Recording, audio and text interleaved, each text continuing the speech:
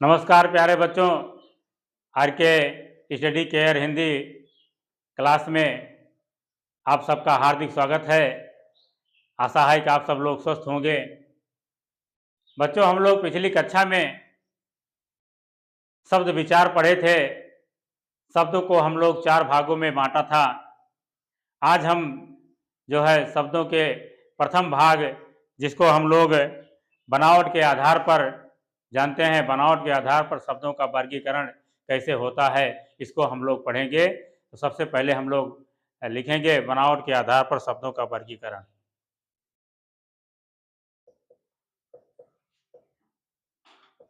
बनावट के आधार पर शब्दों का वर्गीकरण।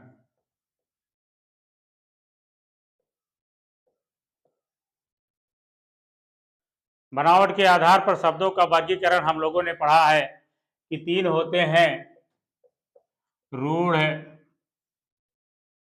यौगिक और योग रूढ़। 3 प्रकार के वर्णों को बनावट के आधार पर हम लोगों ने पढ़ा। अब एक एक करके इनके बारे में जानते हैं कि योग सब रूढ़ शब्द कौन से होते हैं, यौगिक कौन से होते हैं और योग रूढ़ कौन से होते हैं। तो सबसे पहले रूढ़ शब्द। रूढ़ शब्द को हम लोग पढ़ेंगे।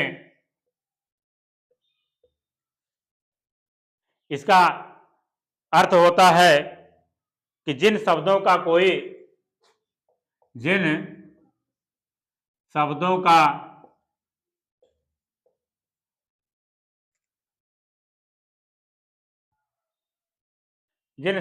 कोई सार्थक खंड नहीं होता, सार्थक खंड नहीं होता, जिन शब्दों का कोई सार्थक खंड नहीं होता उन्हें रूढ़ शब्द कहते हैं। रूढ़ शब्द कहते हैं। यानी यहाँ जो शब्द लिखे जाएंगे उनका अगर हम खंडन कर देंगे, उनको अलग अलग कर देंगे, तो अलग होने पर उनका कोई अस्तित्व नहीं रह जाएगा, कोई अर्थ नहीं रह जाएगा। इसलिए उन्हें रूढ़ शब्द कहते हैं, जिनका कोई सार्थक खंड नहीं होता। जैसे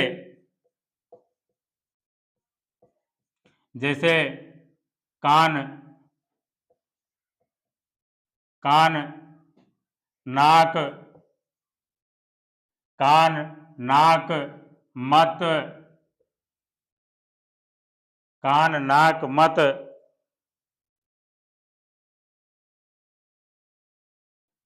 जल आदि। कान, नाक, मत, जल आदि।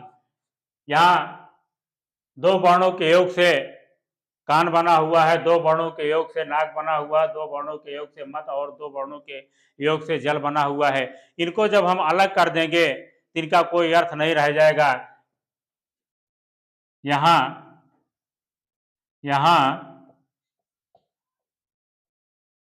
का और ना, ना और का,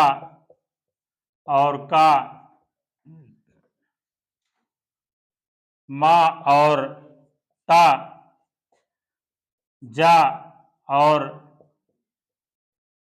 ला को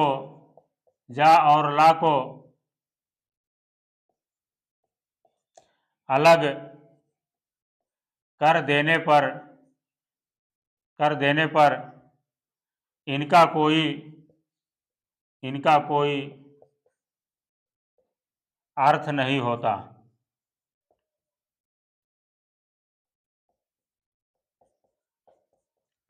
यहाँ बताया जा रहा है कि जिन शब्दों का सार्थक खंड नहीं होता उन्हें हम रूढ़ शब्द कहते हैं। जैसे कान, नाक, मत, जल आदि। यहाँ का और ना को अलग कर दें, हम ना और का को अलग कर दें, मा और ता को अलग कर दें, जा और ला को अलग कर दें, इनका कोई अस्तित्व नहीं बचेगा। इनको अलग कर देने पर इनका कोई अर्थ नहीं होता है। इसलिए ये रूढ़ शब्द कहे जाते हैं। यानी जब एक साथ रहेंगे दो वर्ण एक साथ मिलकर के ही कोई अर्थ बनाएंगे, अन्यथा ये अर्थहीन हो जाएंगे। आइए हम लोग दूसरा पढ़ते हैं यौगिक शब्द।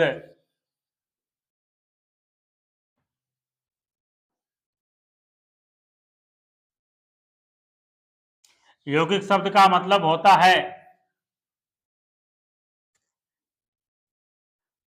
दो सार्थक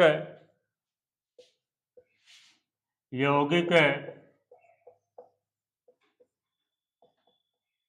यौगिक शब्द को हम लोग पढ़ेंगे। इसका अर्थ होता है ऐसे शब्द जो दो सार्थक शब्दों के योग से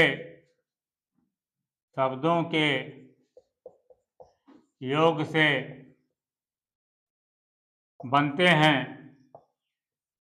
हैं उन्हें यौगिक शब्द कहते हैं। यौगिक शब्द कहते हैं। यहाँ देखिए इसके परिभाषा में दे रहे हैं कि ऐसे शब्द जो दो सार्थक शब्दों के योग से बनते हैं उन्हें हम यौगिक शब्द कहते हैं। योग माने होता है जोड़ना है, यानी दो सार्थक शब्दों को एक में जोड़ते हैं, जोड़ करके नया शब्द जब हम बनाते हैं तो उन्हें हम यौगिक शब्द कहते हैं। जैसे विद्यालय, पुस्तकालय,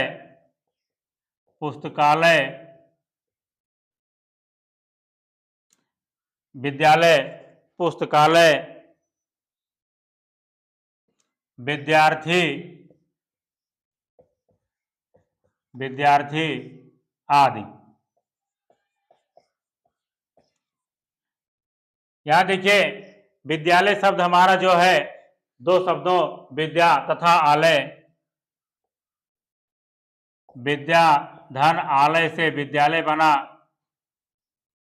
पुस्तकालय, पुस्तक धन आलय से पुस्तकालय बना। विद्यार्थी, विद्या धन अर्थी से विद्यार्थी बना। यहाँ दोनों सार्थक शब्द हैं, विद्या और आलय। आलय माने घर, यानी विद्या का घर, जहाँ हमको विद्या प्राप्त होती है उसे विद्यालय कहते हैं। पुस्तक माने हमारी पुस्तक जो किताब है, और आलय मतलब घर, पुस्तक का आलय जहाँ किताबें रखी जाती हैं उन्हें पुस्तकालय कहते हैं। विद्या धन अर्थी, यानी विद्या ज्ञान और अर्थ माने चाहने वाला, सीखने वाला। जो ज्ञान को सीखने वाला होता है, जो पढ़ने वाला होता है, उसे हम विद्यार्थी कहते हैं। अतः इस तरह से हम लोग यौगिक शब्द को पढ़े कि ऐसे शब्द जो दो सार्थक शब्दों के योग से बनते हैं उन्हें हम यौगिक शब्द कहते हैं। जैसे आपका विद्यालय, पुस्तकालय, विद्यार्थी, संग्रहालय, या जो भी उदाहरण हैं, जो भी आप दो शब्दों के योग से उदाहरण बनेंगे वो सब यौगिक शब्द में आएंगे। आइए हम लोग तीसरा पढ़ते हैं योग रूढ़। योग रूढ़ किसे कहते हैं इसके बारे में भी हम जानकारी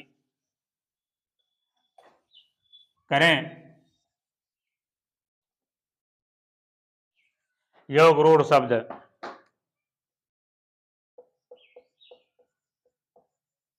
योग रूढ़ शब्द, योग रूढ़ शब्द का अर्थ होता है ऐसे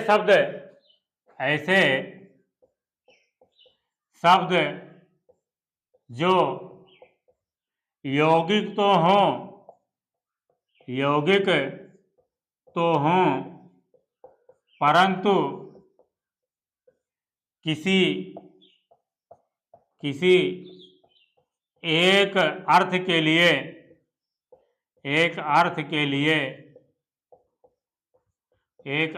लिए रूढ़ हो गए हों गए हों उन्हें हम योग रूढ़ शब्द कहते हैं। योग रूढ़ शब्द कहते हैं। ऐसे शब्द जो यौगिक तो हैं, यानी दो शब्द हैं, दो अलग अलग सार्थक शब्द हैं, वो दोनों एक में मिल गए हैं, लेकिन वो किसी एक अर्थ के लिए रूढ़ हो गए हैं।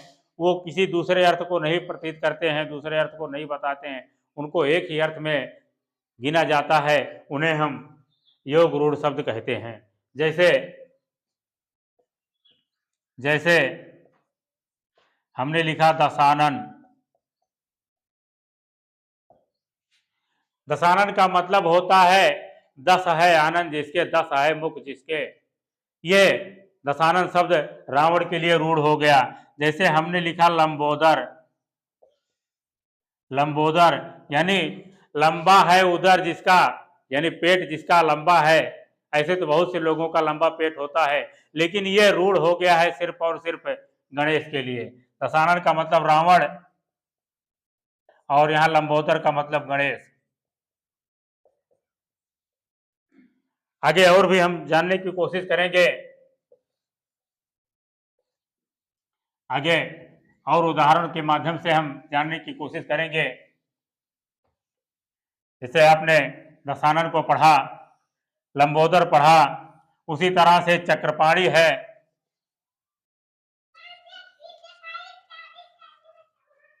उसी तरह से हमारा जो है जैसे नीलकंठ है।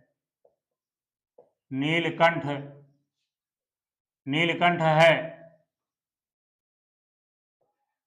नीलकंठ, ये नीलकंठ एक पक्षी का भी नाम है, यानी जिसका गला नीला हो गया है उसे हम नीलकंठ कहते हैं। लेकिन ये सिर्फ और सिर्फ शंकर के लिए रूढ़ हो गया।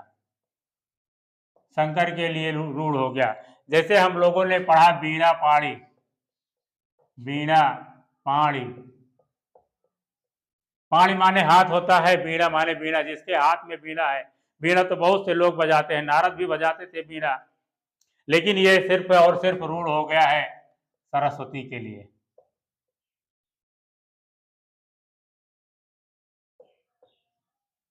सरस्वती के लिए ये रूढ़ हो गया है। तो इस तरह से जो यौगिक होते हुए भी किसी एक अर्थ की प्रतीत करते हैं, सिर्फ एक अर्थ को देते हैं, उन्हें हम लोग जो है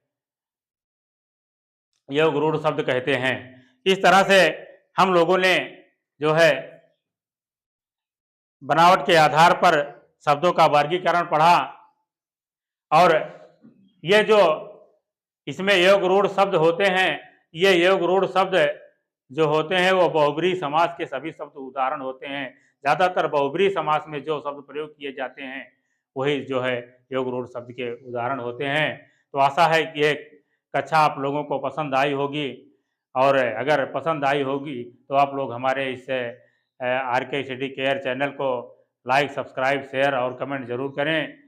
इसी के साथ जय हिंद, जय हिंदी।